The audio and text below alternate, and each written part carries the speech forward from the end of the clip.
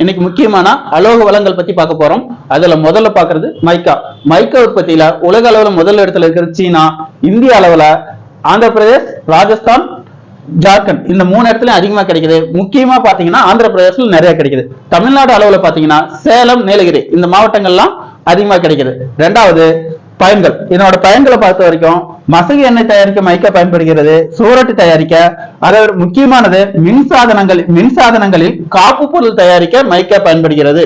அதுக்கு அடுத்தது சுண்ணாம்பு கற்கள். சுண்ணாம்பு பொறுத்த வரைக்கும் உலக அளவுல சீனா தான் அதிகமா தயாரிக்குது. இந்தியாவில் பார்த்தோம்னா மத்திய பிரதேஷ், ராஜஸ்தான், ஆந்திர பிரதேஷ், குஜராத் இந்த இடங்கள்ல எல்லாம் அதிகமா கிடைக்குது. தமிழ்நாடு அளவுல ராமநாதபுரம், சேலம், கோவை, அரியலூர் இந்த இடத்துல எல்லாம் கிடைக்குது. இதனோட பயன்களை பொறுத்த வரைக்கும் கட்டுமானங்கள்ல தான் அதிக அளவு பயன்படுது. அதுக்கடுத்து போர்ட்லேண்ட் சிமெண்ட் தயாரிக்கவும், உலோக பிரிப்பு தொழிற்சாலைகள்லயும் அதிக அளவு பயன்படுது.